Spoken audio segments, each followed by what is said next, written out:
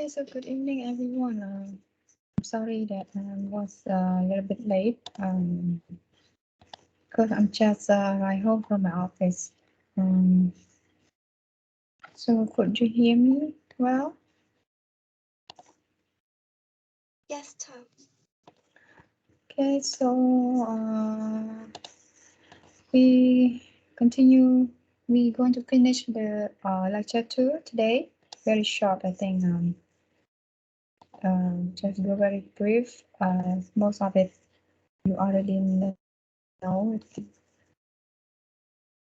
So we finish here. Previous session, right?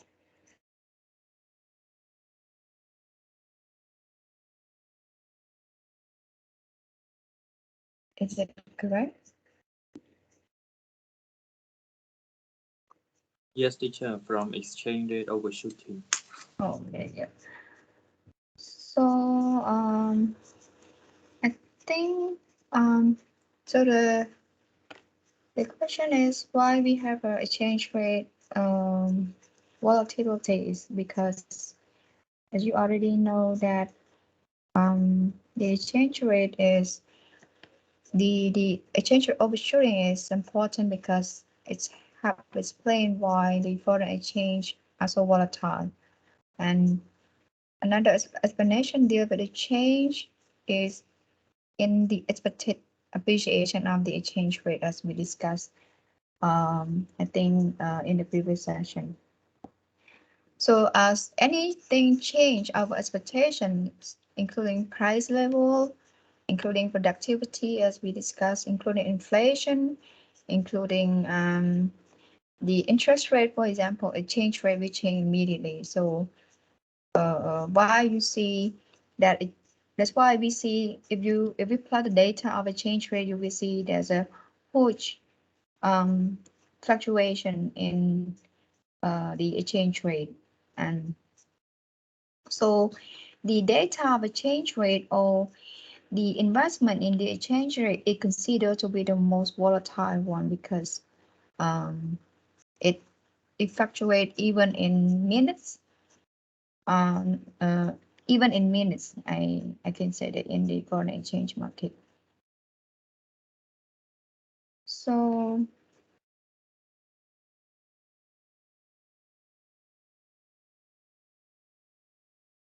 and then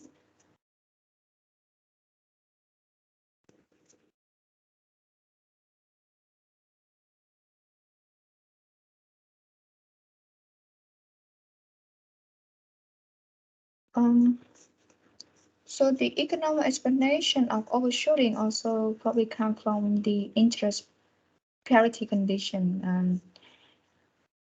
As you already learned from the previous semester about interest parities, we have cover and uncover, and the explanation is easier to graph if we assume that before the money supply increase, for example, is the first occurs, for example. So no change in dollar euro exchange rate is expected, for example. So then you can see the interest rate of dollars deposit will be equal to the euro deposit actually. So it's just another explanation. So the increase in price level, in productivity, inflation, money supply, exchange rate will respond immediately. That's why we see the exchange rate is really volatile. So exchange rate uniform internationally. So that is the questions. Then the difference in exchange rate in different markets are closed by arbitrage. And arbitrage is actually the purchase of currency in one market for immediate resale in another market, because we know that exchange rate is the more volatile, can change just in minutes. So arbitrage is those that the investor that purchase currency in one market and then they sell it immediately in another market. For example, in the US, I mean, they purchase currency in euro and then they sell in the US market. And then they purchase and resell and close differences in exchange rate by reducing the currency available in low price market, and it increasing availability in the high price market in this case. So how about the foreign exchange risk? In the absence of significant exchange rate intervention, exchange rate fluctuates significantly over time. So mostly in the country that adopting floating exchange rate, you will see the exchange rate will be fluctuating significantly. And then the risk of exchange rate movement, that there will be involved in the risk of exchange rate movement as well. So contract future foreign currency payment may become more expensive if the domestic currency fall in value. So this one is just those who involve in a forward contract in a forward rate. So for example, if a contract require 100,000 euro payment in 3 months time, and if the exchange rate currently one euro equal $1, so the expected dollar cost will be $100,000 as well. But how about in the futures? The exchange rate change into $1 equal 1 euro equal $1.1 in the intervention months. For example, the central bank intervened in the market. So now the dollar cost rise to 110,000 US dollars. So in this case, now 1 euro buy more US dollar. I mean, the US dollar is depreciating against euros. So the cost of having the expected cost of dollar now increase into 110,000 US dollars. And the contract future foreign currency receipt may fall in value if the domestic currency increase in value. So this one, we looking at US as the home country. So the contract future foreign currency payment may be more expensive if the domestic currency fall in value. So in this case, you can see the foreign currency, as we discussed earlier, we can see the euro is a foreign currency and the US dollar is the domestic currencies. So in this case, if the contract future foreign currency receipt may fall in value if the domestic currency increase in values. So if a user, for example, if a user expect to receive a payment of 100,000 euro in 3 months times, where currently the exchange rate is 1 euro equal $1. So the expected dollar that he received will be 100,000 US dollars. But then if the exchange rate change, for example, 1 euro can exchange for just 0.9 US dollar. I mean, now the domestic currency appreciating in the intervention months. So the dollar receipt fall to just 90,000 US dollars in this case.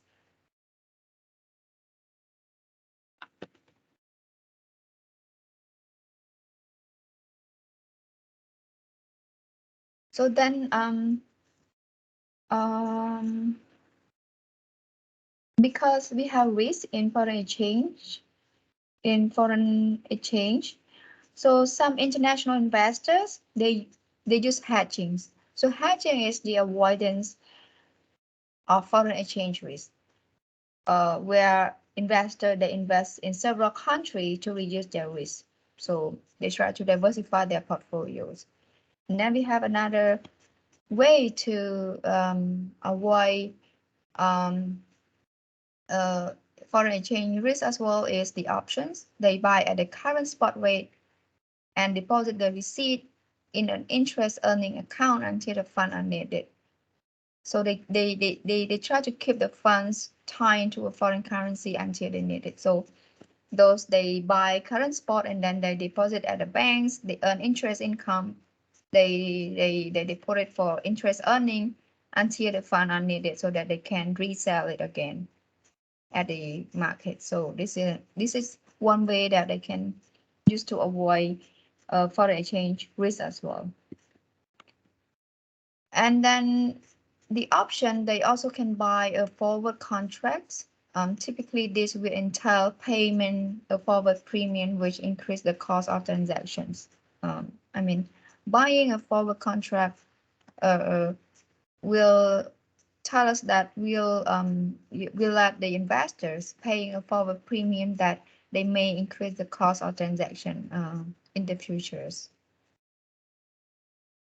Or they can buy a call options. If not exercise, the premium is lost. So they can do a forward contract or they can do a call options. And then another ways that um, investors usually do in the foreign exchange market or in other financial asset market or in financial markets, they use speculation. So the speculation is the acceptance of foreign exchange risk in the hope of making a profit. So usually, um, speculation is that they buy currency for low price and they sell for high price.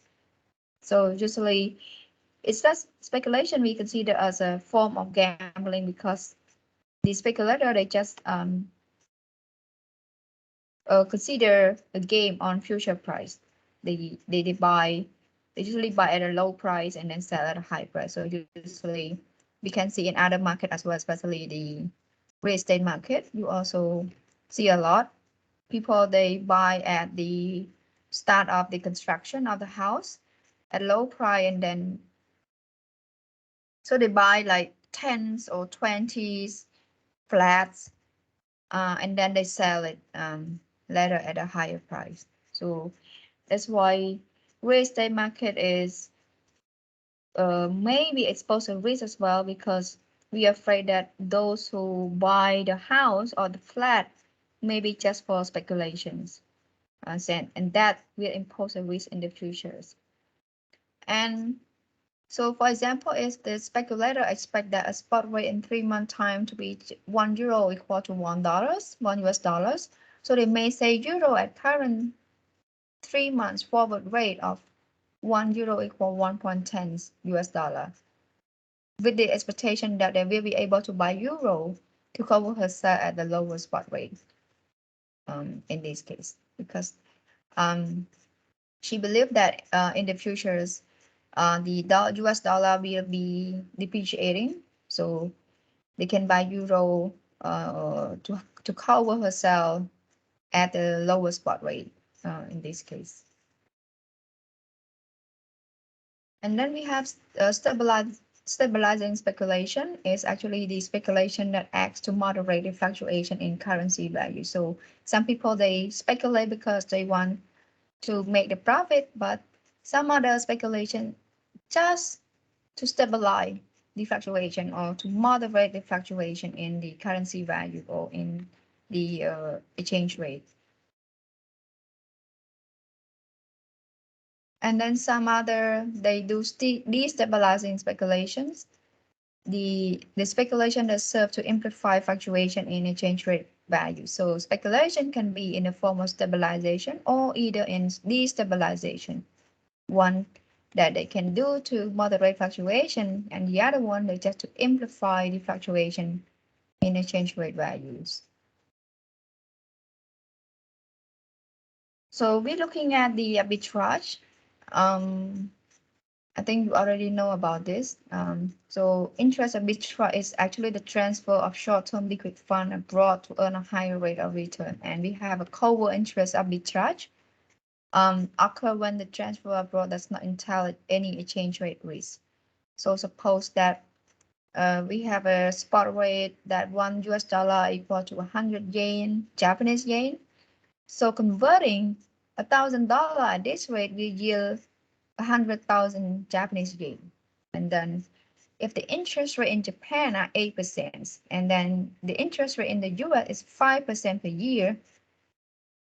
So the fund in Japan, if you put $100,000 in Japan, 100,000 Japanese yen at the bank in Japan, you will earn 8,000 Japanese yen. While if you put $1,000 at the US bank, you will earn $50. So if a forward contract to sell, for example, if a forward contract, assume that now if a forward contract to sell 108,000 Japanese yen, well, initially signed at the rate of $1 is equal to 1.1 Japanese yen. So 1,069.31 US dollar will be obtained. So this is greater than the 10 greater than the $1,050 that would have been obtained in the US in this case. So it's just an example in this case. And uncovered interest arbitrage occur when the transfer abroad does entail the exchange rate risk. So it does not cover. So covered interest arbitrage is essentially without risk. Therefore, all profitable movement funds should occur. And the movement of funds to explore profitable arbitrage possibility should move interest rate, the spot rate, and the forward rate so as to eliminate the profitable opportunity. So once the profitable opportunity are closed, the following parity condition will hold in this case. So it means the spot exchange rate will just equal to 1 plus the interest rate in Japan divided by the interest rate in the US multiplied by the 1 year forward rate. So this condition will hold if they uncover interest parities, but it's not because in uncover interest parity, the profit they can make they have the opportunity to make profit. So that does not hold at all in the uncover interest parities. So this one I think you already learned in the previous course, so that I will just go very brief, just a review for you only. So I think that's all for this lectures. If you have any questions, especially from the previous sessions as well, you can ask.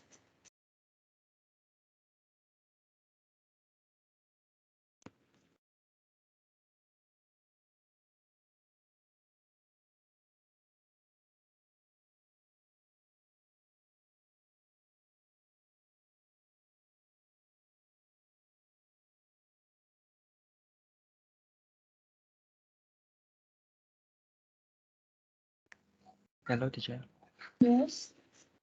May you explain call option one more?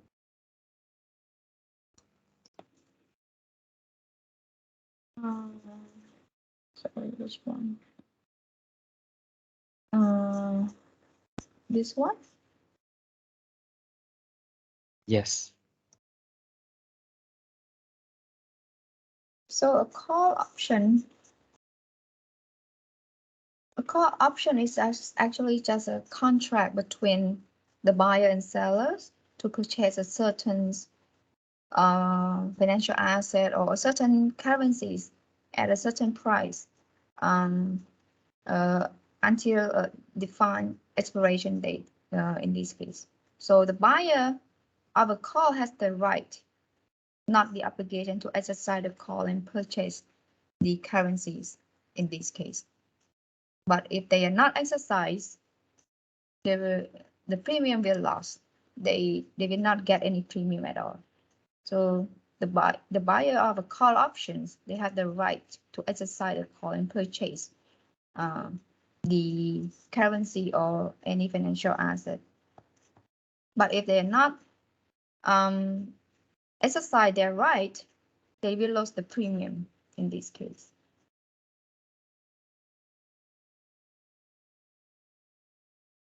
So if you go to financial market, you usually hear the word put option and call option. So a call option is that you are buying the right to purchase from the seller.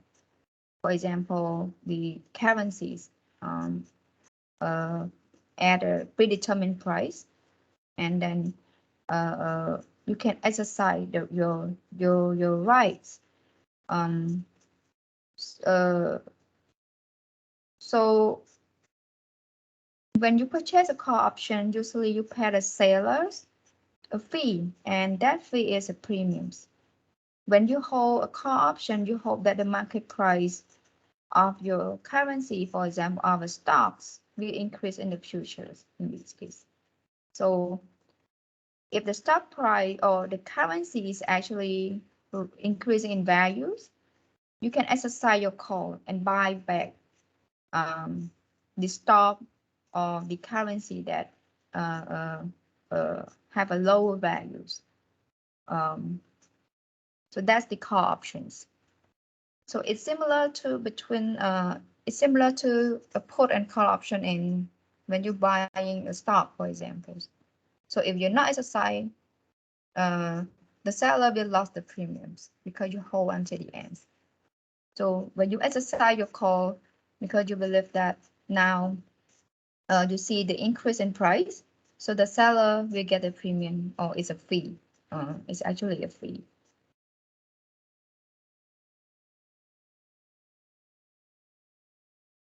It's understand. And the Thank put option, yeah, the put option just the other way around.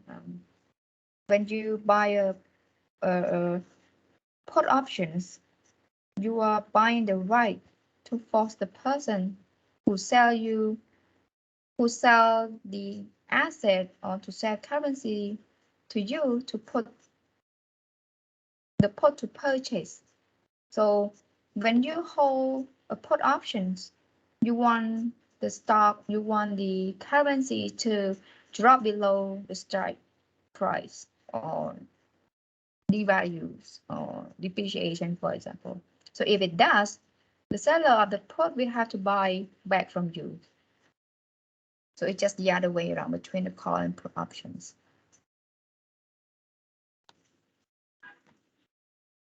Is that clear? um, I have one follow-up. For example, like I'm purchasing a good from a foreign country, and I'm entering in a call option contract. So in that case, who will enforce the contract with different entity? So you are the one who buy the right to purchase back in this case, if you buy a call options. Because you buy a call options because you expect that your assets will increase in the price in the futures in this case.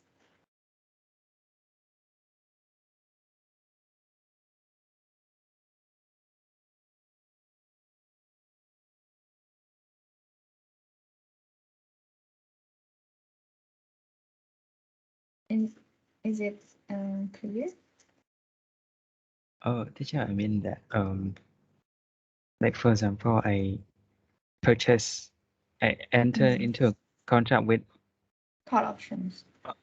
call option with foreigner from other country, Yes. and in that case, like because it's not under one jurisdiction, so who will enforce the contract because we have different entity? So usually if you for example you buy stock in the US in this case.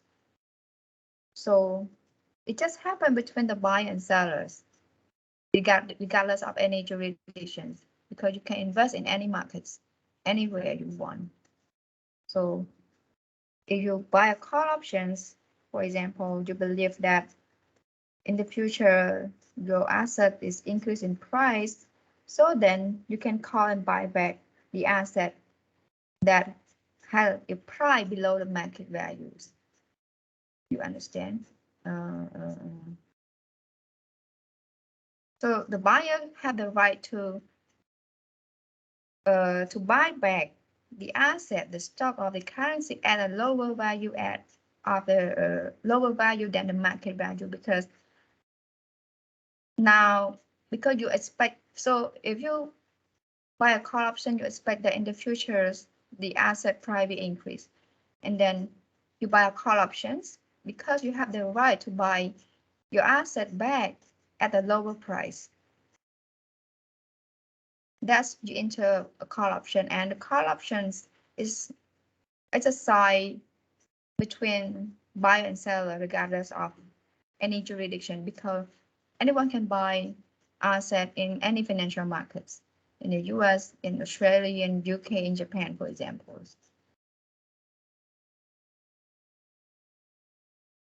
Yeah, teacher, Yeah, thank you. yeah.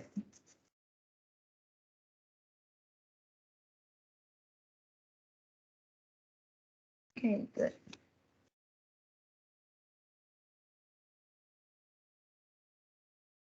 Questions? So that's why usually those who risk aversions, they usually do the hedgings, while those or options, while those with risk taker, they usually do the speculations because they believe that high risk, high returns, and that's based on the behavior of the investor or of the customers.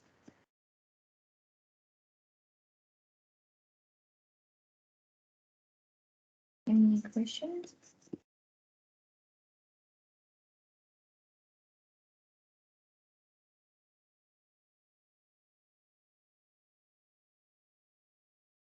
It's good to ask questions during the lectures. Um, no questions.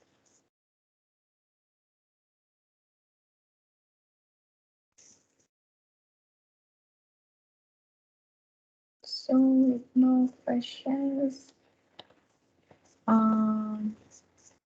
let me upload it lecture 3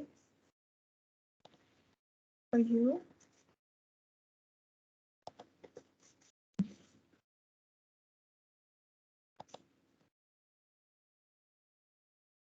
So as I mentioned, 1, 2, 3 is just more like a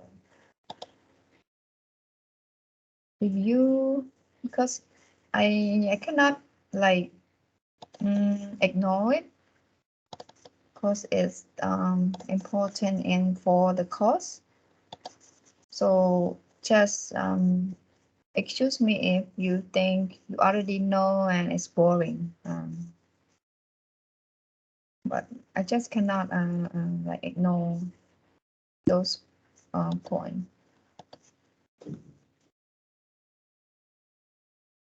Teacher, Yes.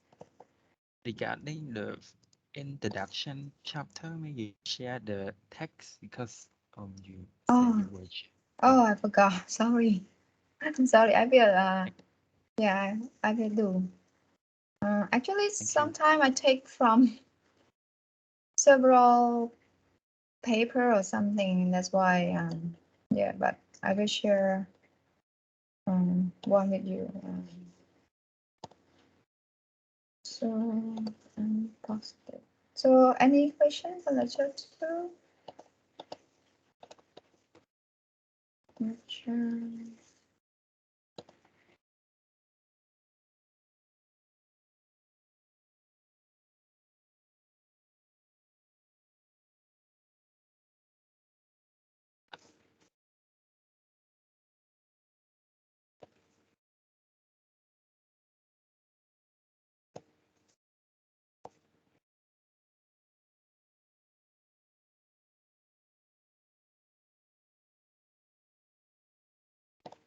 So first go to the group and find the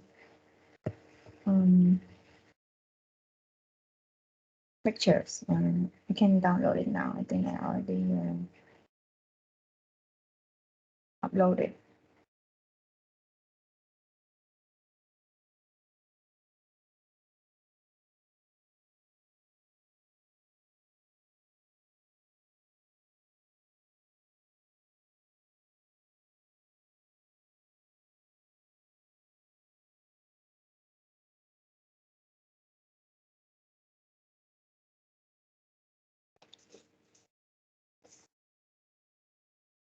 So let me know if everyone already has the lectures.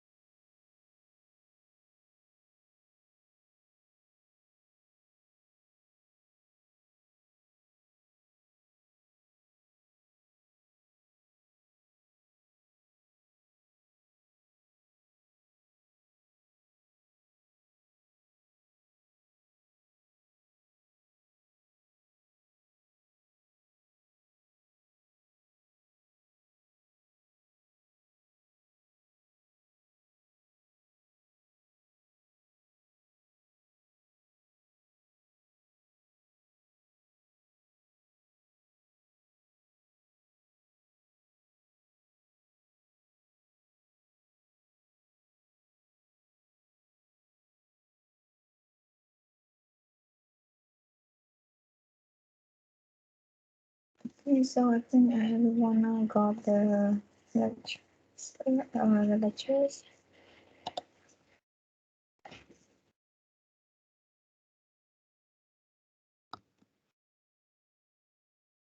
Okay, so in lecture 3 here we um,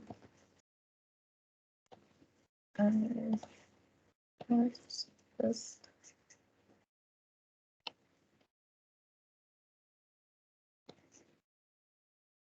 um,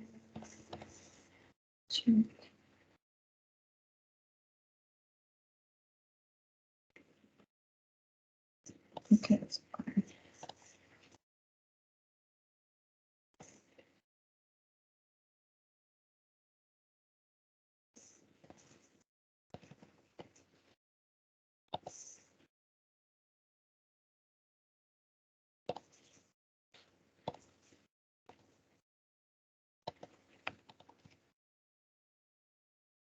so lecture 3 we're looking at the balance of payment and just a brief history of international monetary arrangement and as well as some important aspect again in the regarding to the exchange rate policies. And so in this lecture we trying to understand the transaction that occurs across country in balance of payment or BOP, and then we're looking at the national accounting, so the connection between national accounting for an economy with the current account. And then we're looking at the international monetary system that have evolved from gold standard to today currency arrangement. We're looking at the choice between fixed and versus flexible exchange rates made by a country in the context of desire for economic and social independence and openness. And then we're looking at the trade-off of a nation economic policies, or we call impossible trinity. I think you already know about that, I believe. we can call impulse opportunity or monetary policy trade landmark. Either keyword is the same. So in the previous lecture, we're looking at the exchange rate. We know nominal exchange rate is just the price of foreign currency in terms of domestic currency, or we can say a number, how much a number of domestic currency per 1 unit of foreign currency. And then in exchange rate, we have another notions. We call it real exchange rate. So real exchange rate is of epsilons, or we can take it as epsilon is just the exchange rate multiplied by the price level. And the price level here, we're looking at the price of the foreign P star and the price of domestic price level, the domestic price level P. So usually when we discuss about trade, we discuss about import, export, we discuss about comparative advantage. Usually we use the real exchange rate. And usually real exchange rate is considered have been calculated in terms of a basket of a basket of goods and services, because one country, every country, we do not trade just one goods or one service. We do have many. So we're looking at the real exchange rate comparing across country in terms of index. We want by price level here, not just looking at one specific price, specific good, but we're looking at in terms of the basket, the whole basket. That's why we calculate it as an index. And then we have seen that the nominal exchange rate is just the first step when we moving from closed to open economies. And the exchange rate reflects the equilibrium on the foreign exchange market. We actually already know is actually resulting from the demand and supply of the foreign and domestic currency. It's just a normal microeconomic theories of the demand and supply of goods and services. So you can see that the demand and supply theories in microeconomics can work anywhere. Can work in every market, in all of the market. Then it is then necessary to understand what determines the demand and supply of currency, and then the underlying force are international transactions that reflect the international payments. So we're looking at the balance of payment, and in here I go again very brief as well, with the assumption that you already learned in the previous course. Or if you still need explanation, you can ask me. So international payment occur mainly because people want to exchange of trading in good or service, or in purchase or selling of assets, financial assets, currency, for examples. So accounting tool that register all of those transactions across country is called balance of payment, or usually we call BOP. Economists, they know when we talk about BOP, we already know that is the balance of payment. So the balance of payment is just an accounting record of a countries. It's just similar to those accounting record for a company. We have debit and credit. And the country balance of payment, or BOP, accounts that keep track of both its payment to and its receipt from foreigners. So every international transaction automatically enter the BOP twice, one as a credit and one as a debit. So it's accounting in this case. So any transaction resulting in a payment to foreigners is entered as a debit, and then any transaction resulting in a receipt from foreigners, it entered BOP as a credit or a plus sign. So there are three types of international transactions that are recorded in the BOP. They recorded the trade balance, the export or import of goods and service, the financial balance, financial account, purchase or sale of financial assets, or the capital account, the transfer of wealth between countries, they are recorded in the capital accounts. And any international transaction again automatically give rise into offsetting the entry in the BOP, resulting in a fundamental identity. The current account plus financial account plus capital account equal to zeros. Sometimes it's not. In reality, it's actually not. And because we have actually what we call statistical discrepancies.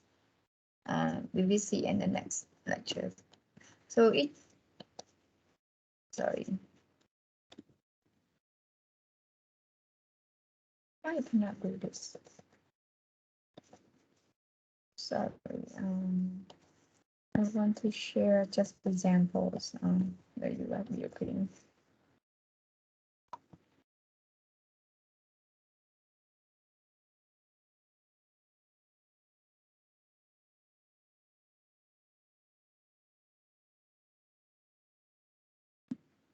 Okay.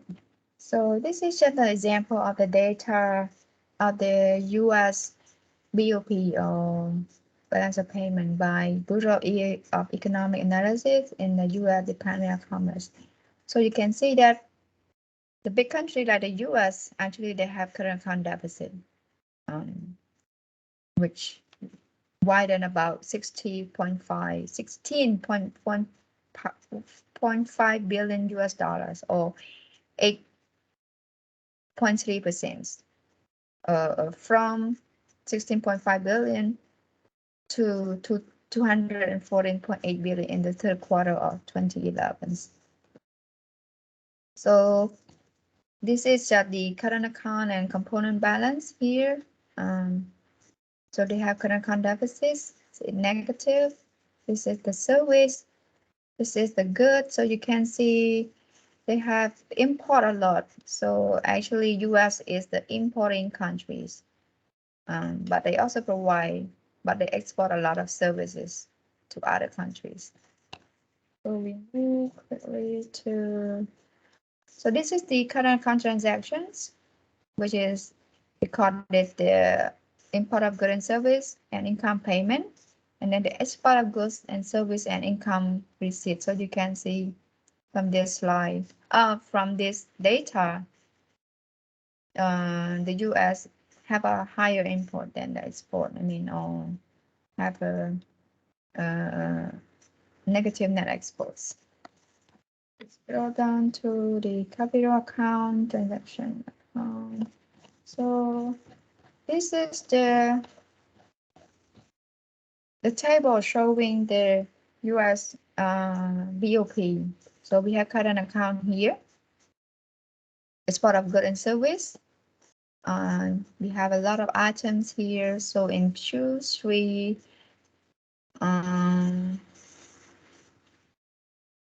2021, they have about 955,000 and 938 for exports, and then import is 1 million something. So the current account, you see, that's why the current account is having a negative number because import is greater than the exports. And then primary income payment, sorry. So Q3 is just the projections. So income payment is 233,000, and the secondary income transfer payment is 79,000. So this is just the component in the current accounts. And then we look in the capital accounts. They have capital transfers, receipt, capital payment, and other debits. And then we have financial accounts in this case. So we have net. We have three main accounts. So you can see the U.S. So from this you can see the U.S. has about widen its current account deficits to 214 billions US dollar. So if we're looking at the net lending or net borrowing, you can see it's about 127. So US dollar is a net borrowing, net borrowers. I mean the US US is a net borrowers. So this is just an example of the how the current account look like. Yeah.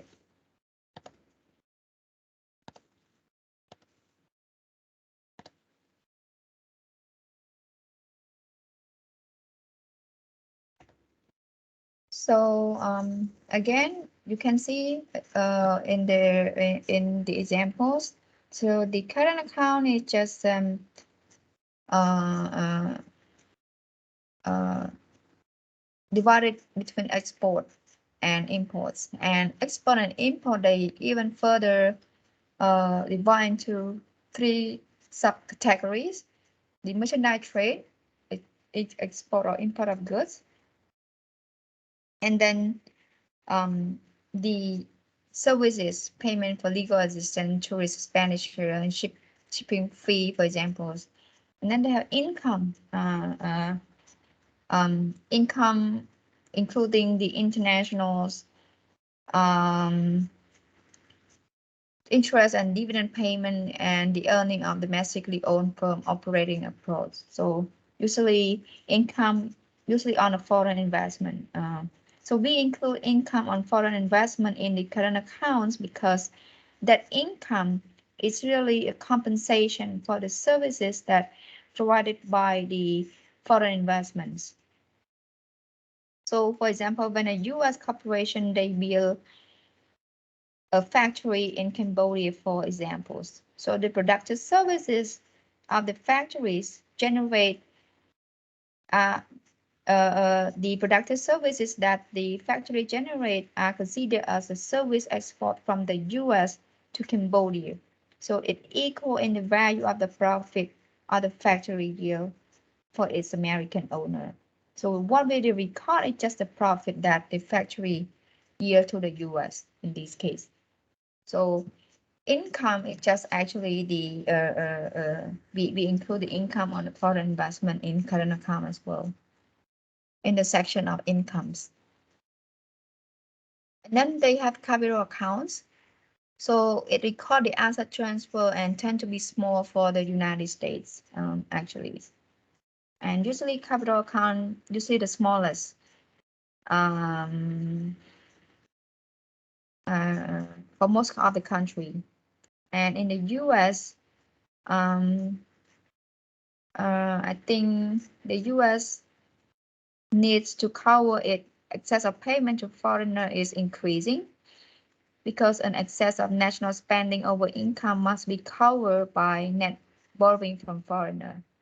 So that's why the negative current plus capital account balance must be merged by an equal negative balance of financial inflow, which is representing net liability in the US.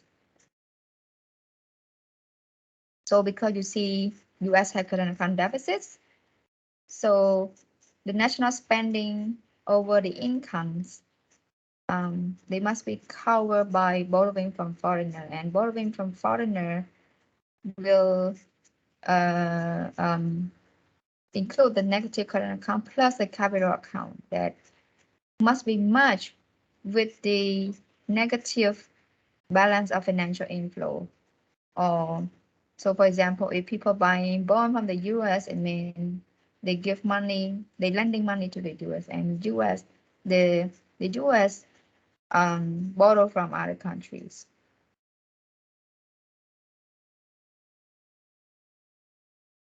And then we have a financial account, which measures the difference between the sale of assets to foreigner and the purchase of assets located abroad. So we have financial inflow, or we can say, usually we say capital inflow, just easy. So then it is a loan from foreigner with a promise that they will be repaid. And then we have financial outflow or capital outflow, a transaction involving the purchase of an asset from foreigners. So this item will be recorded in the financial assets, in the financial accounts in BOP. And then we have statistical discrepancies. So data associated with the, so in theory, actually we have that current account plus capital account plus financial account must be zero. If every balance of payment credit automatically generate an equal counterpart debit or and vice versa, why there is a statistical discrepancies? Because the data associated with a given transaction may come from different sources that differ in coverage, accuracy, and timings. So for example, a data of the trade, for example, Cambodia, the data on trade, export, and import. We can take from several sources. You can take from Ministry of Commerce, or you can take from Department of Custom and Excise. So because two of them, they have different way of collecting the data. They have different coverage, different timing.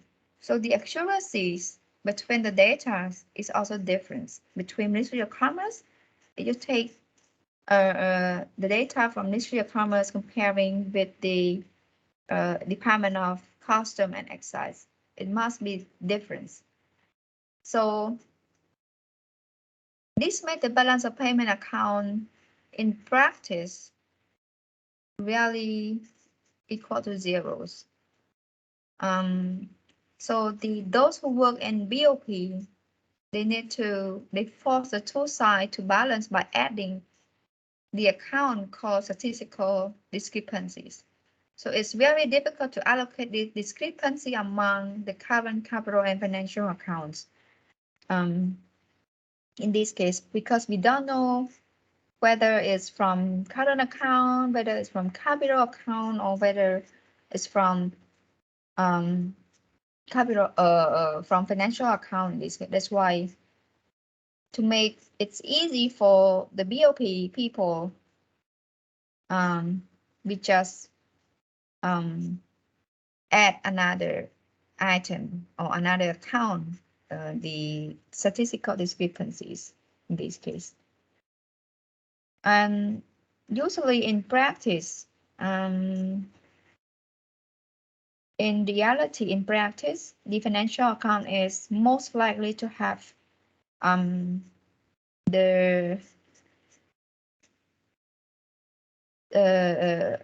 most account that have the difference, because sometimes people difficult to keep track of complicated financial trade between resident and different countries. But for Cambodia, because financial account is only in terms of foreign direct investment, so it's easy for us in a financial account. But what is difficult for us, for those who work in BOP, is the trade balance, because we gather from different sources, and those agencies, they still have a limited capacity to get the data to,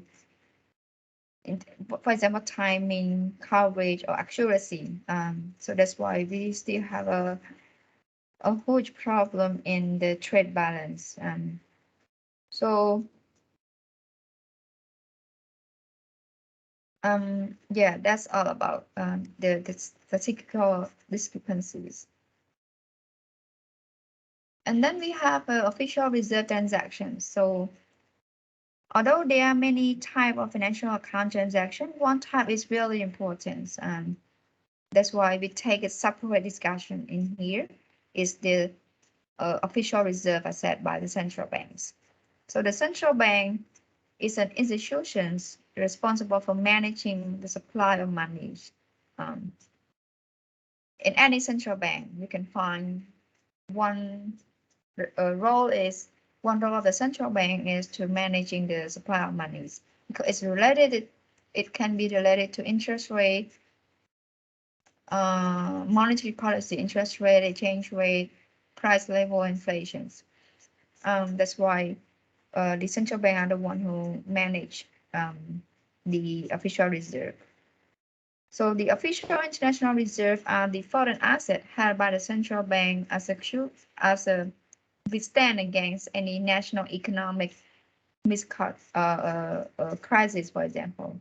So at one time, the official reserve consists of largely gold, but today, central bank their reserve includes substantial foreign financial assets, particularly in the U.S. dollar assets such as treasury bill.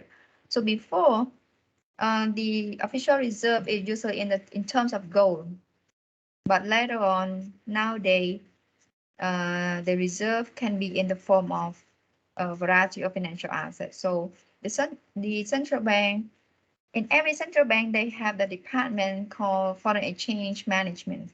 So foreign exchange management department is the department that responsible for managing the official international reserve. So those people is very confidential and they are good at financial analysts because they need to invest very carefully. They need to invest international reserve very carefully in any financial assets in any countries. Then the central bank often buy also international reserve in private in foreign exchange market to affect macroeconomic condition in their economies. So official transactions are called official foreign exchange intervention. And we already know from the previous lectures, I think lecture 1, I think, or lecture 2, yeah. So the central bank intervention, lecture 2, in lecture 2, the central bank intervention, the amount of the central bank intervention in the foreign exchange market can be small, but the impact, just remember that the impact is really huge because everyone focus on what central bank do, why we expect what the central bank will do. That's why the impact is really huge. And so one reason why the foreign exchange intervention can change the macroeconomic condition because it is a way for the central bank to inject money into the economy or withdraw it from circulations in this case.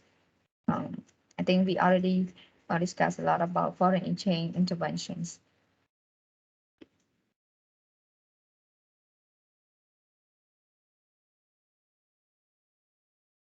Any questions?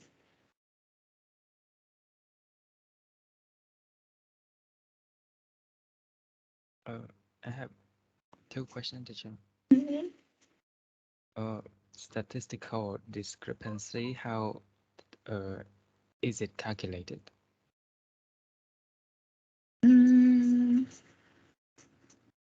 So usually this data it's just what we what I experienced from the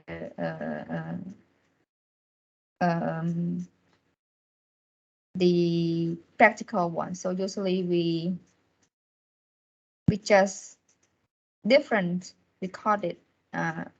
We just take the difference between net financial flow and the sum of recorded current and capital accounts.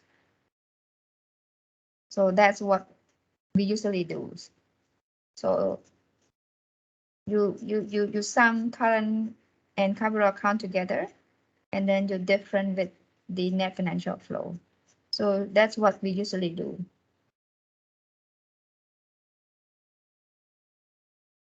In practice, I mean, but in different countries they may have different way. So that's why it's hard to have accurate measures of the the statistical discrepancy. So what we do is just like the easiest way that we can find.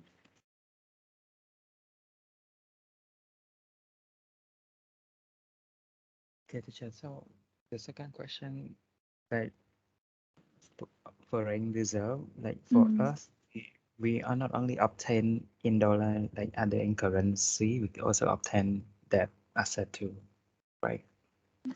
So I mean, so um, assets. For example, I buy treasury bill in the U.S. I mean, I holding US dollar assets. It just means I hold US dollars. If I buy a bond in European country, I am holding euro assets. You know what I mean? So I just mean I just holding euro. So in international reserve management, they diversify the portfolio. They not just invest in one country or in just one bond. I mean, one financial asset. One country can be many assets, and then they invest in other countries with many other assets, financial assets. But uh, they need to do it very carefully because it's international reserve.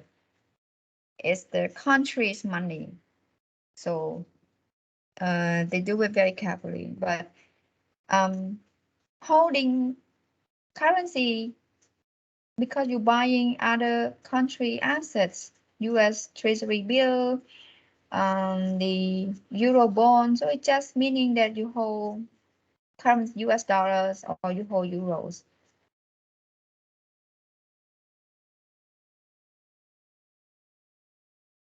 Does that answer your questions? Teacher, so like currency deposit, is it in the form of foreign reserve too, right? Yes, the deposit is also one item in the official reserve as well. The bank deposit.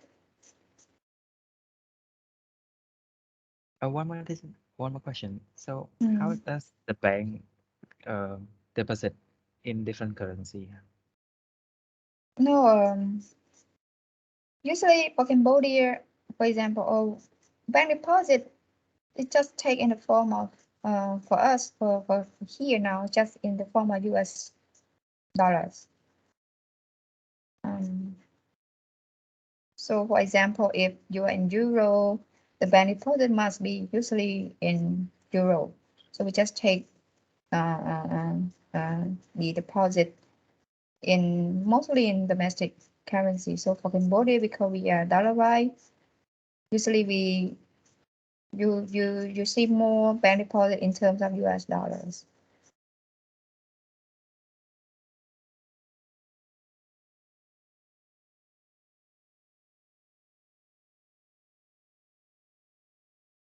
Thank you, teacher. Yes, good. Thank you for the questions. Okay, and then we have um,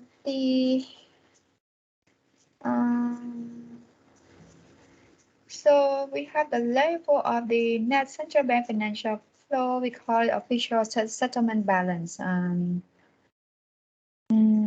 the balance of payment. So this balance is actually the sum of current account and capital account less or deduct any non-reserve portions of the financial account balance.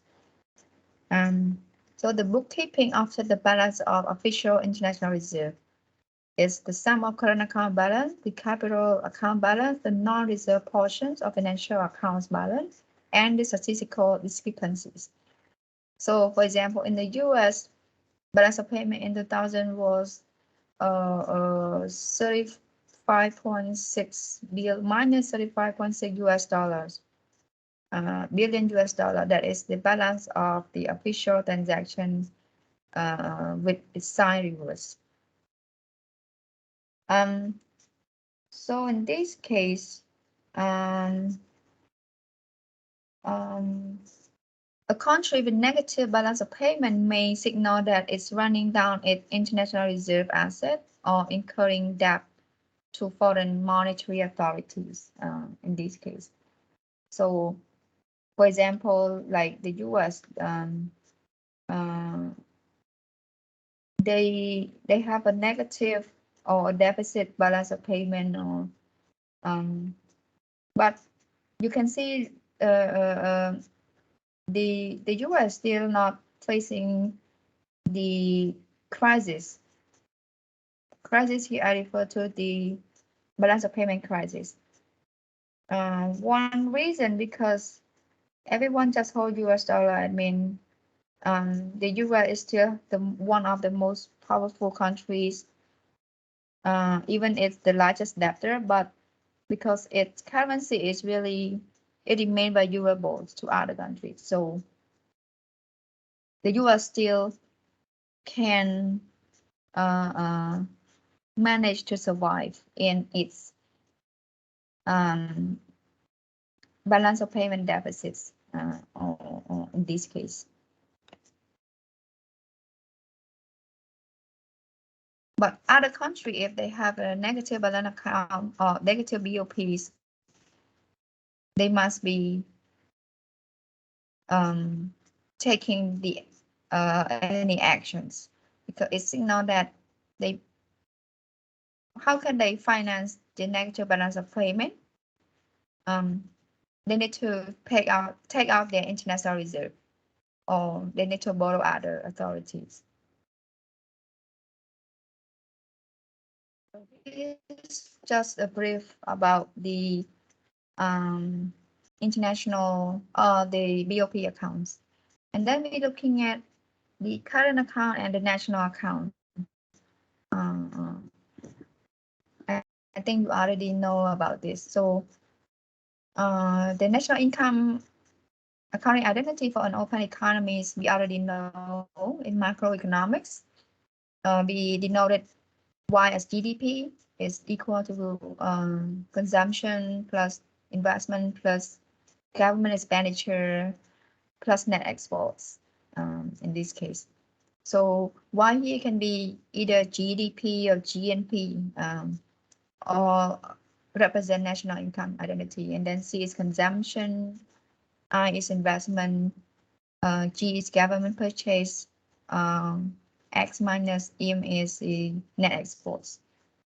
So in a closed economies, we do not have net exports, because in closed economy, they don't do any transaction with the rest of the world, only in open account economies.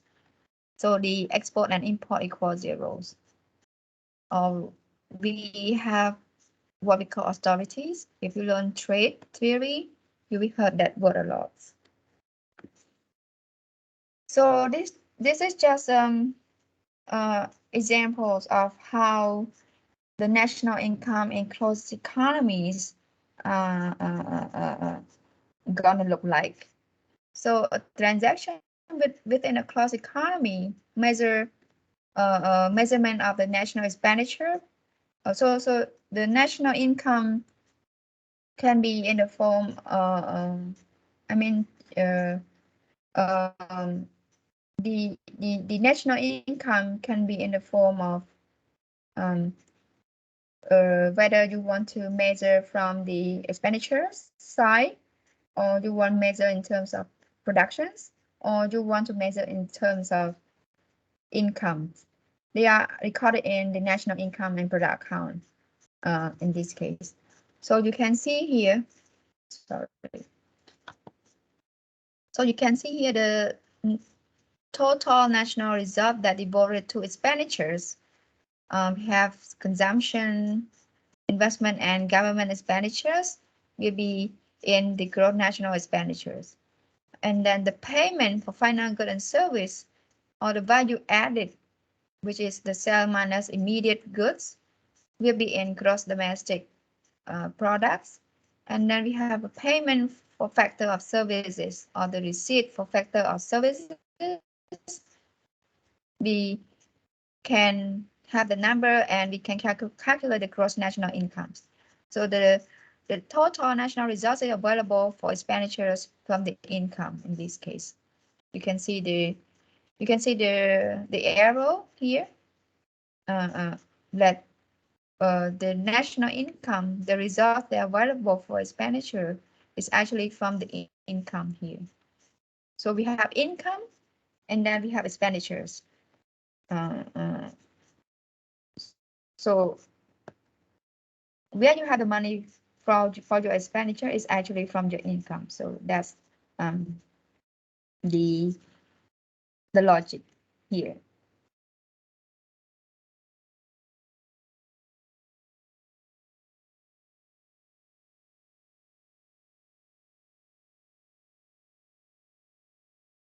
So usually the total expenditure on final goods and services by the home entity for any given periods. So it made up of consumption, investment, and government expenditures. So when this one is spent, the question is where do the payment flow? So here. So all of the spending constitute all the payments for final goods and service within the nation border because it's just within the country borders because the economy is closed. So the nation expenditure must be spent on final goods and services it produces in these ways. So because it's closed economy, so what the country is spend is actually on what they produce in this case. And we already know that the GDP is the value added of all immediate good and finals, the value added. And then when the GDP is sold, when the production is sold, so where do the payment goes? Because GDP is measured from the value added. So the remaining flow is actually paid by the firm as income to the factor of productions. So the factor of production we already know, including labors, capitals, and land, which is employed by the firms here. So the factor may in turn, so those that provide factor of productions is actually the household, the governments, or the firms. So in closed economy, such all the income is actually paid to the domestic entities because it's closed economies, and thus so what they pay to the domestic economy, to the domestic entity, is actually equal to the total incomes. That's why the total income results of the economy, or we call it gross national income here. So this is what the flow go, the explanations. So then at this point, because it's cross economies, so in cross economy, in order to finance expenditures, as I already said earlier, actually is from its own incomes. So the total income in turn, total income is spent and must be the same as total expenditure here. That's why it's go back to the total expenditure because it's the closed economy. So in the closed economy, the expenditure is the same as the product, which is the same as income. So this is what this figure look like. And then now we're looking at what happened in the open economy.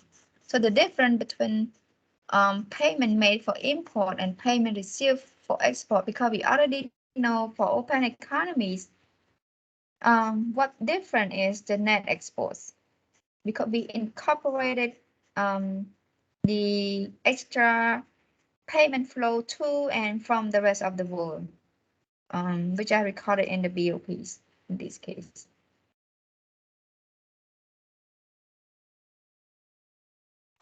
So at this point, actually the difference between payment made for imports and payment received for export is called a trade balance, and it equals the net payment to domestic firm due to trade.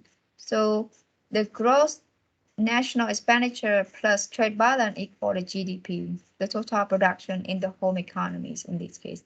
So in this arrow, you can see that at point 1, in these figures, this import, the import here as deducted from the home gross national expenditures, because these goods are not sold by domestic firm. So we must deduct it from the gross national expenditures. That's why in GDP you see we plus export and minus imports. So in addition to that, some foreign expenditure is used to purchase final goods and services from home. So those exports must be in a plus sign. So the export must be added to the home gross national expenditures, because these goods are actually sold by domestic firms. And then the difference between payment made for import and payment received for export is called a trade balance here. So the difference between export and import is a trade balance. And the trade balance is actually equal the net payment to domestic firm due to trade. So the gross national expenditures plus the trade balance equal the GDP, which is the total value in the home economies in this case.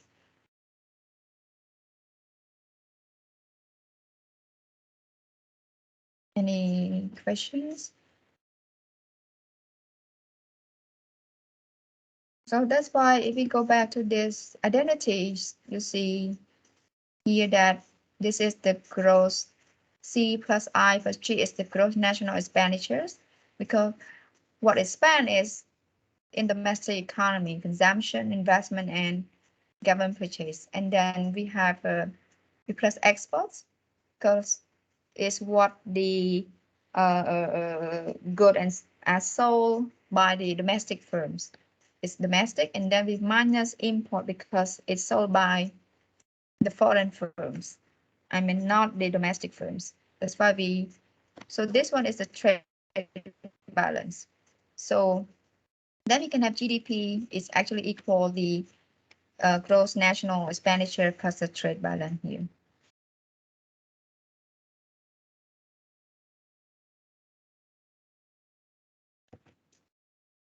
And then we have another flow. So the flow, so the value, so at point 2 here, some of the home GDP is actually paid for foreign entities for the factor of services imports here. It's actually just the domestic payment to capitals, production factors, capital, labor, and land, which is owned by the foreign entities. That's why we have a minus sign here. And then, so because the income is not paid to the factor in the domestic country, it must subtracting from the home income. And then in here, some foreign GDP may be paid to domestic entity as payment for factor of service export. So the foreign payment to our domestic factor of input like capital, labor, and land, which is owned by domestic firm, is actually need to be adding back into home income. So the value of the factor services export minus the factor service import is known as a net factor income from abroad, NFIA.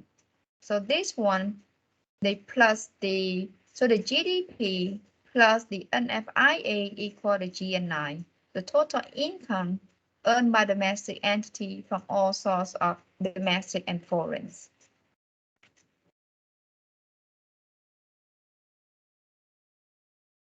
Any questions?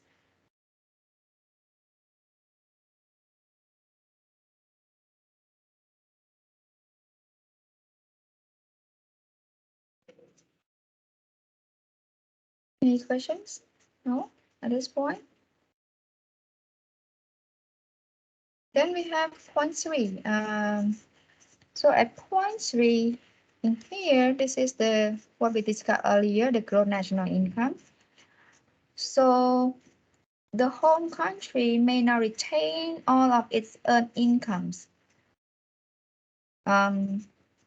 Some of the domestic entity, for example, they might give it away as a foreign aid or remittance by migrants to their family back home in this case. So similarly, the domestic entity might receive gift from abroad, and such gift may take in the form of income transfer or in-kind transfer of goods and service.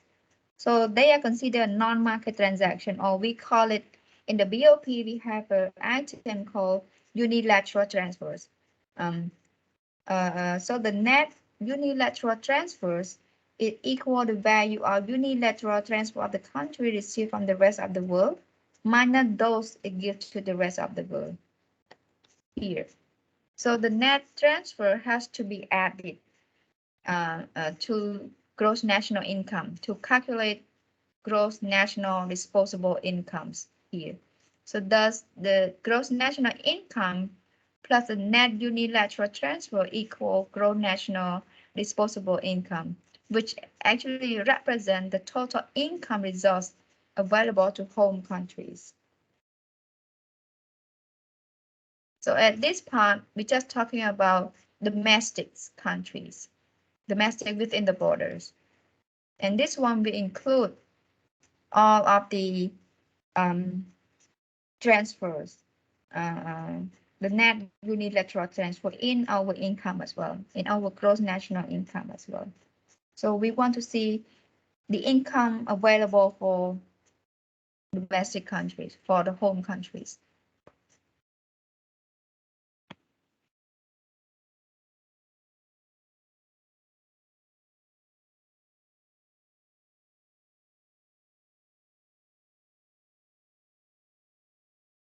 So from 1, 2, 3 together, we can see that the balance of payment account collect the trade balance, the net factor income from abroad, and the net unilateral transfer, and report their sum as the current accounts.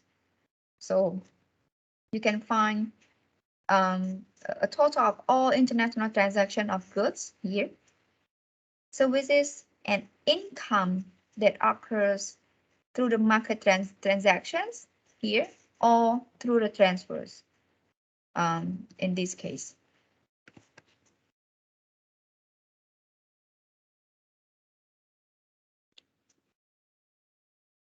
However, the current account is actually not a complete picture of all international transactions. Results that flow or result flow of goods and services and income are not the only item that flow between open economy. Financial assets, stock, bond, real estate, for example, are also traded across international borders. So that's why the next point looking at is point 4. So at point 4 here, we can see that the country capacity to spend is not restricted to be equal to its gross national disposable income, but instead it can be increased or decreased by trading assets with other countries, in this case here. So when foreign entity pay to acquire asset from home entity, the value of the asset export increase. In this case, increase the resource available for spending at home in here. So conversely, if the domestic currency paid to acquire asset from the rest of the world, the value of asset import here decrease the resource available for spending. Or we say the difference is the financial accounts. So the value of asset exports minus the asset import is called the financial accounts. And the net asset export are added to home gross national disposable income. when calculating the total results available for expenditure in the home country in this case. So that's why in here we also added to the gross national disposable incomes, which represent the total results available for expenditure in the home countries. So we are not only looking at the flow of goods and service, the flow of income, factor of income, or the flow of transfer, for example, but we also looking at the flow of the financial asset as well.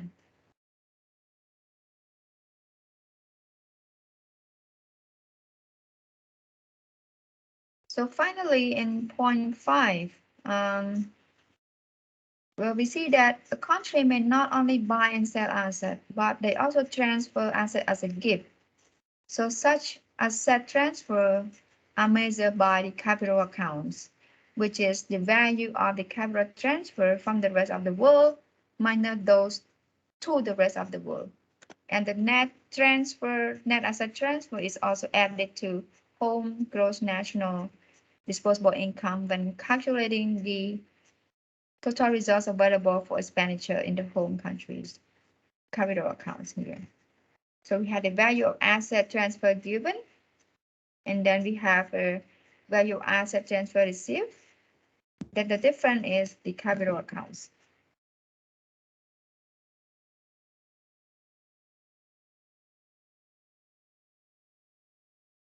So these are the flow of their economic activities in the open market economies.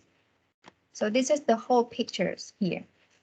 So the open economy measurement of national expenditure, production, or income are recorded in national income product account with a major category, which is shown on the left here.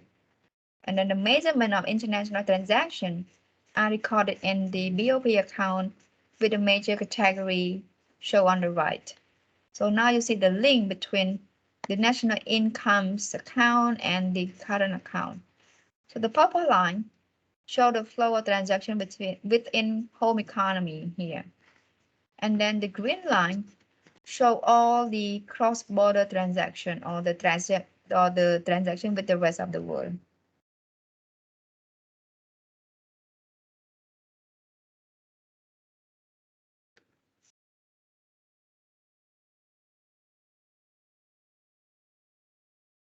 So the whole figure here tell us something important about the BOPs. If we start with the GNE, the gross national expenditure, we add trade balance, we get GDP. We add net factors of income from abroad to get GNI, to get gross national income. And then we add unilateral transfers to have gross national disposable income. And then we add the net exports measured by the financial account and the net capital transfers measured by capital account to get back to the GNE in this case. Thus, you can see here the flow here is that we start with GNE, we add everything in the balance in the BOP accounts and still end up in GNE.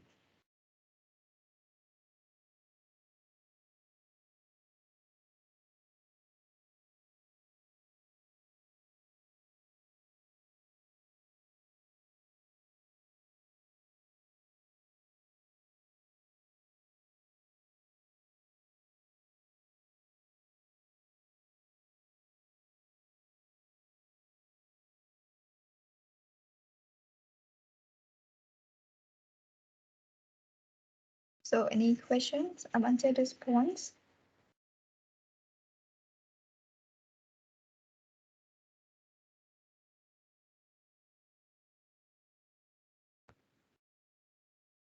For now, teacher.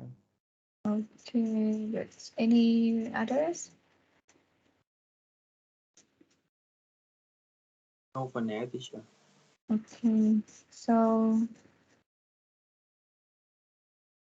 mm, okay, so then now we're looking at the current account and the foreign indebtedness. Just in brief, actually. So the difference between export of goods and service, we already know.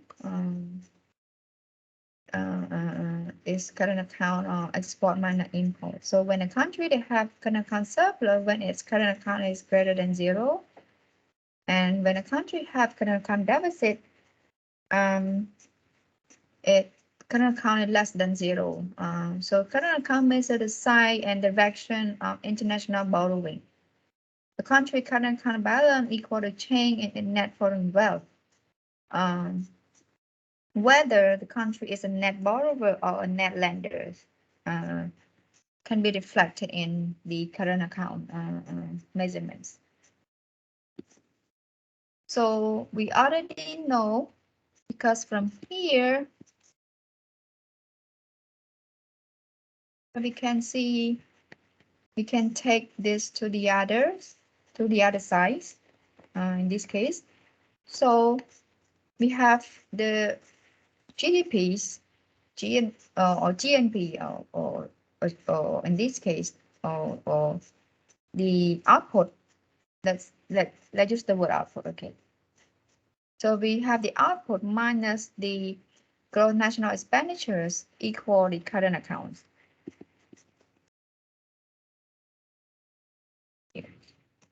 So current account is actually, when we interpret, when we read these equations, it's just the difference between national incomes and the domestic resident spending. So this is the income, can be output income, and then this is just the domestic resident spending, either household, either firm, or either the governments. So the current account balance is good production, less domestic demand.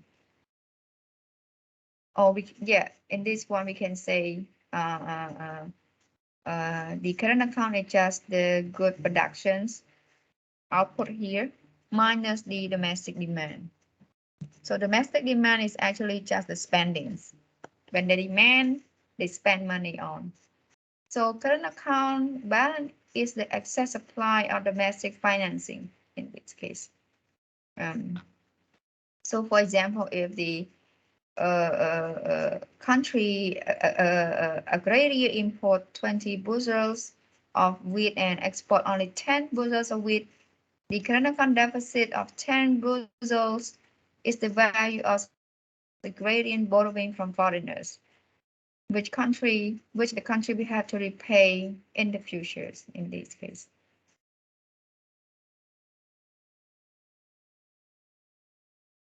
So this is just an examples of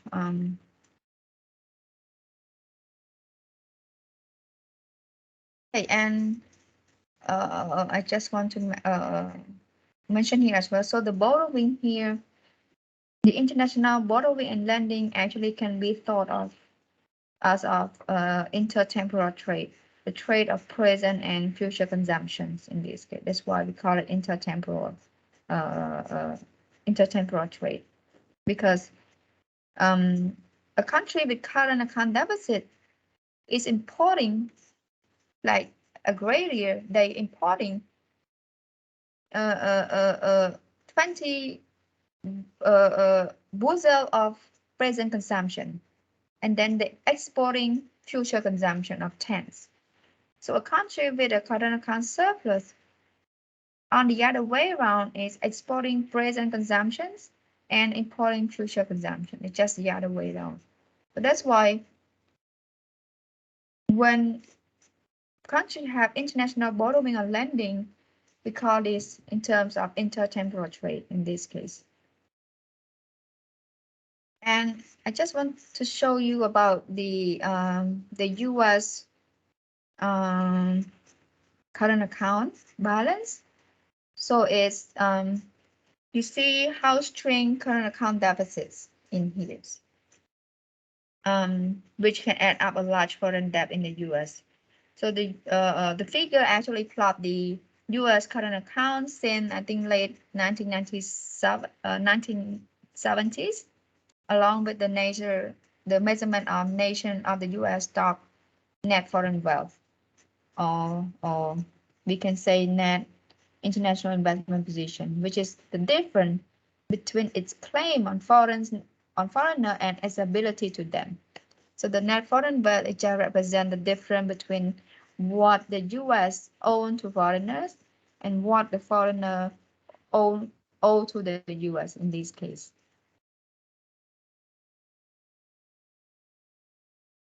So you can see it means the U.S. actually become a net debtor for foreigner for the first time, probably since the World War One. So it have a negative net foreign wealth here.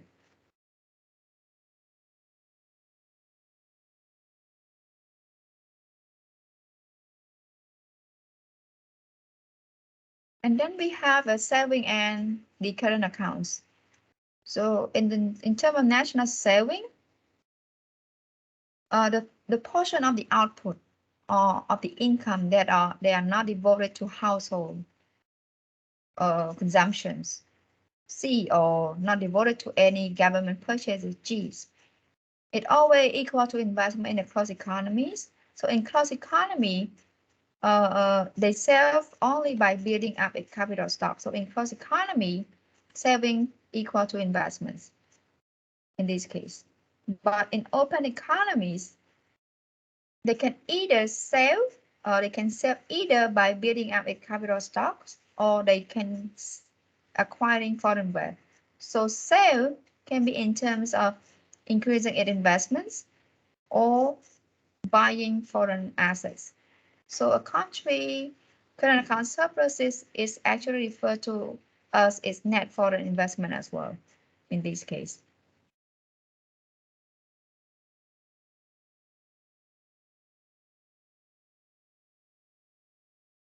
So unlike a closed economy, you can see that the open economy uh, uh, uh, they have profitable investment opportunities.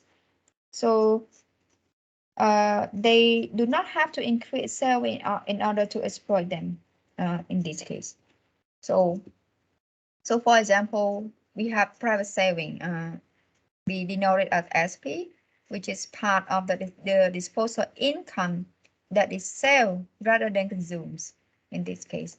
So the private saving equal investment plus current account minus government savings. So then government saving is actually what the government sell is what available from the difference between its income and its expenditures. So government saving can be derived as the T minus G's. So T is a tax, considered as income, and G is the government expenditures. So private saving SP equal investment plus current account minus T minus G's. However, because we don't want to see minus sign here, and then we reverse the insides G minus T. So the government budget deficits. So here represent the government budget deficits because G is expenditure, T is the income. So this notation represent government budget deficit here. So in this case, you will see this government budget deficit measure the extent to which government is borrowing to finance its expenditures in this case. So a country in this equation shows us that a country private savings can take three forms. Either investment in capital, in domestic capital, whether you purchase wealth from foreigners, or whether you purchase the domestic government newly issuing debt, like bond, treasury bill, for example. So For private, they can sell by either they investing in domestic capital, they do they investing domestically, or they buying financial assets from foreigners, or they can buying government bonds or treasury bill government bond, for example. So this is what the equation tells us about. So when you read equation, it's actually, it tells us something, it tells us a story. And from here, actually, it's a shortcut.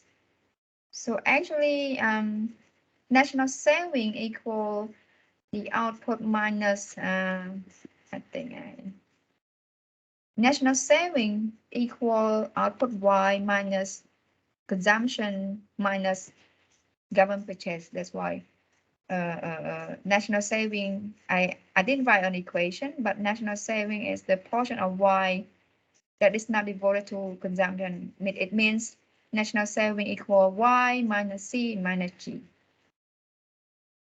here. And then you can further reiterate the equation. You can write the national saving equal private saving plus government savings. And then private saving, then you can rewrite it as here, this equation. So this equation tells us something about private saving.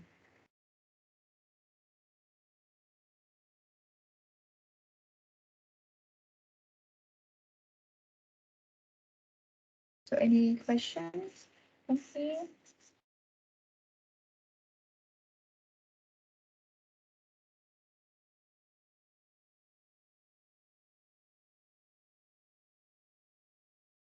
No, for now, teacher. I think I just go for another, just 1 or 2 slides more, and then we can take a break. I think it's good to take a break. And I think in open market economy, what we're talking about is the policymaker. In open economy, they are motivated by two goals. The first one is internal balance. I think you already know what is internal balance. So internal balance is the condition, is the state that country resource are fully employed and the domestic price level is unstable or instabilities, meaning we have low unemployment and we have stable inflations. It's just the meaning of the word internal balance. And if you ask what level is low and what level is called stable price level, I cannot answer. This again depends on the country specific circumstances. And then we have external balance. So external balance is something that you deal with external sectors. It attained when a country current economy is either so deeply in deficit or so strong in surplus. So external balance doesn't mean current economy is equal to zero. But what we want is actually just to see that if you're in deficit, it should not be too much deficit. Or if you are in surplus, it should not be too much in surplus. Because either deficit or surplus, they pose a benefit and they pose the disadvantages as well. So internal balance, as I mentioned, the full employment and price level stabilities. Under an overemployment led to price level movement that reduce economy efficiency. And to prevent the price level instabilities, the government must prevent a substantial movement in aggregate demand relative to its full employment level. And they need to ensure that the domestic money supply does not grow too quickly or too slowly in this case.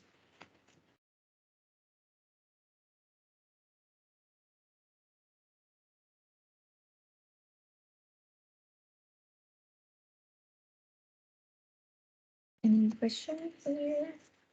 Should be an external balance is the optimal level of the current account, and we cannot so the notion of external balance is actually more difficult to define because there are no because there's still because internal balance they have a benchmark at least I mean like full employment or stable price to apply to an economic to for internal balance, but for external transaction we still have really ambiguous benchmark, or we do not have a proper benchmarks to define what is the optimal level of current accounts. So as another external balance, it has no full employment or stable price to apply to an economy external transaction. So and then an economy trades can cause macroeconomic problem depend on several factors.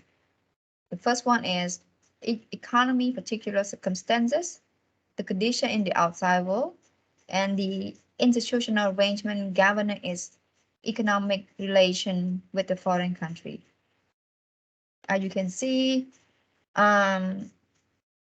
domestic economy condition, variance, the economy trade, the external sector condition also varying on economy trade because when the outside world doesn't do good, people doesn't demand your goods and services. So the trade is not doing well. And then institutional arrangement govern its economic relation with foreign country. It's really explicit. It's really obvious currently, especially with the trade tensions, trade protectionism, increasing in trade protectionism.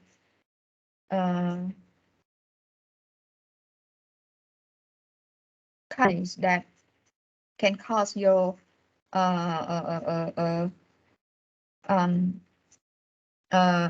trade problem as well. And a country committed to fixing an exchange rate against foreign currency, for example, may also adopt a different definition of external balance. So with country between floating and fixed exchange rate, they have a different definition of external balance. It's not the same because they adopting different regime in this case. So as I mentioned here, we want to ensure that a country doesn't neither deeply in deficit or strongly in surplus. So now we're looking at problem with excessive current account deficit. So problem with excessive current account deficit. So why do we want to avoid deficit that are too large? So current account deficit, as we mentioned many times, it means that the economy is borrowing from abroad and may pose no problem if the borrower funds are channeled into productive domestic investment projects that pay for themselves with the revenue they generate in the futures. So the problem that the country have excessive current account deficit sometimes because they temporarily have high consumption resulting from a misguided government policy. If they borrow money, for example, if you go to the bank, you borrow money for your consumption. You're buying a motorcycle, you're buying a car, which generate no income for yourself, income that you can pay back your loan. So in the future, you may have a problem. As a country level, it's the same. When a country borrowing from abroad, but just used for their own consumption, it may pose a problem. If they borrow abroad and they invest in a productive domestic investments that they can generate revenue in the futures, so they can pay back the current account deficit or the borrowings. And the large current account deficit, as I mentioned, sometimes they represent the misguided government policies or any other malfunction in the economies. And at other time, the investment project that draw on foreign fund may be badly planned. They don't have a good business plan, and they based on the over optimistic expectation as well. And then the excessive current account deficit can undermine foreign investor confidence to contribute to a lending crisis. So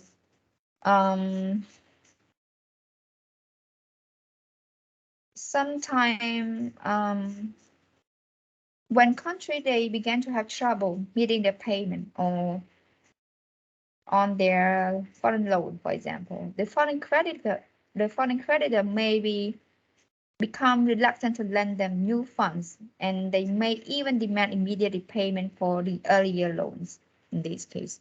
So for example, if you borrow money from a bank and then there are several times in the month for several months that you could not pay, and then you have recorded they have recorded your name in the credit bureau, and then if you want to go to the other bank to borrow money, they will check your name in the credit bureau, and they will see that there are some months you are actually not able to pay for several months. So the new bank will not lend you the money. So this way also work in the country level in this case.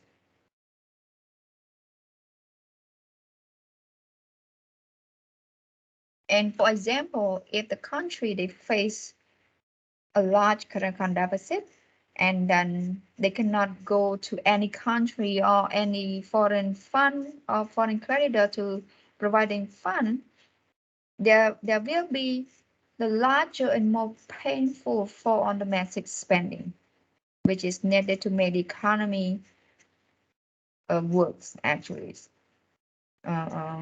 If they are just keep borrowing and borrowing without any desired policy to tackle the feasible level of borrowers, feasible level of borrowing in the countries.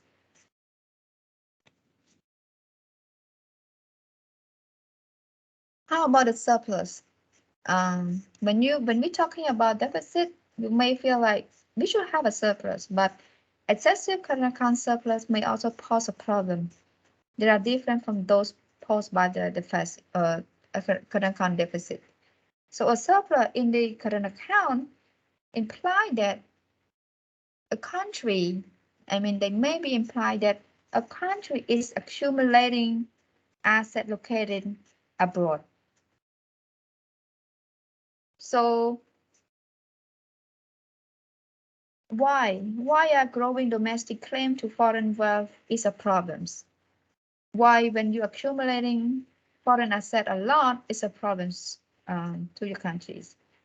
So one potential reason is that for a given level of national savings, increasing current account surpluses imply lower investment in domestic plant and equipment. So you go back to these equations. So now if you have a increase in current account surplus, maybe imply that you have a lower domestic plant and equipment. It means you have lower investment domestically. So in this case,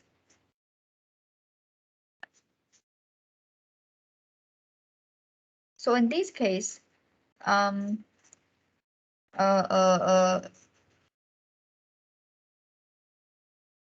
in this case, the this the policymaker may prefer to have domestic saving that devoted to higher level of domestic investment rather than investment in foreign investment, because the return on domestic capital may be easier to tax.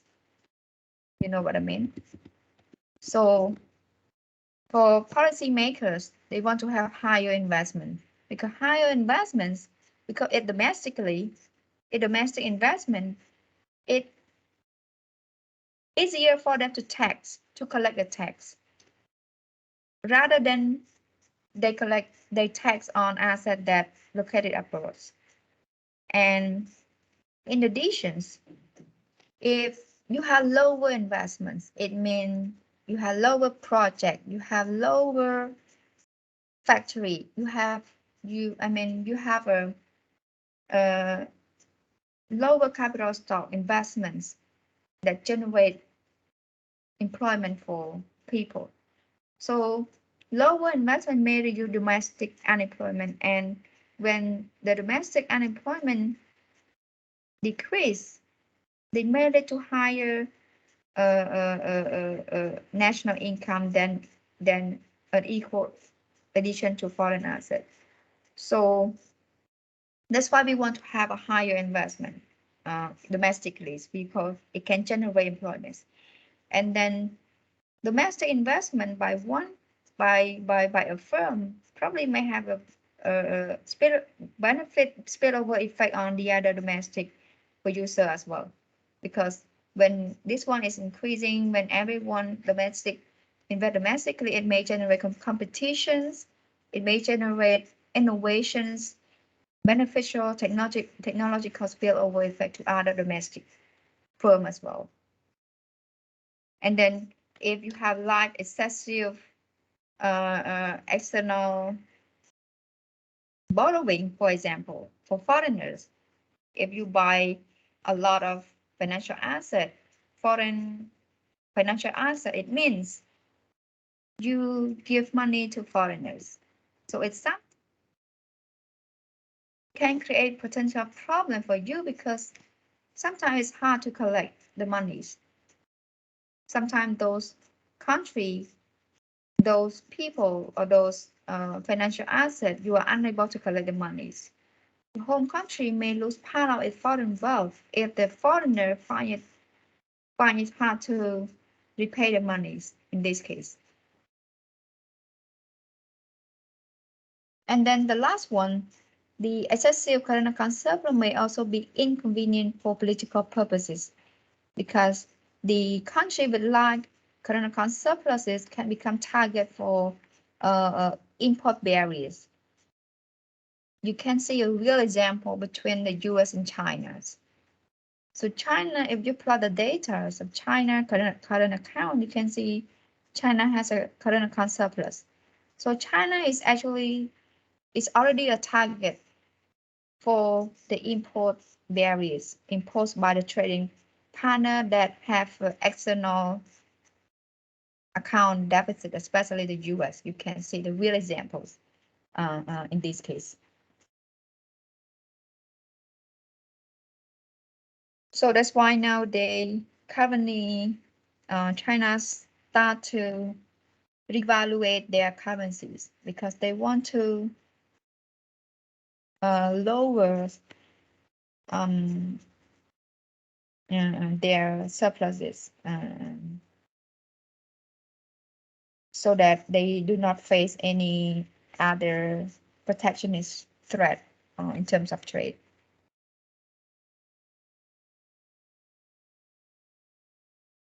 And then there are several factors that, as I mentioned, that lead policymakers to prefer domestic saving that devote to higher domestic investment. Is easier to tax.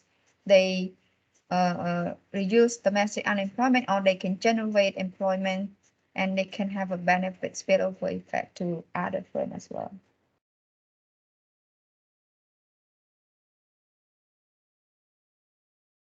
So any questions until here? Do you want to have a break? Should we call a break, or you want just to end it here? End it here, teacher. Okay, sorry that we don't have a break. I'm sorry. Okay, so you go back and you read the lectures again. If you have any questions, come back next class and ask the questions. I think sometimes I talk too much. No, I talk too fast, I mean.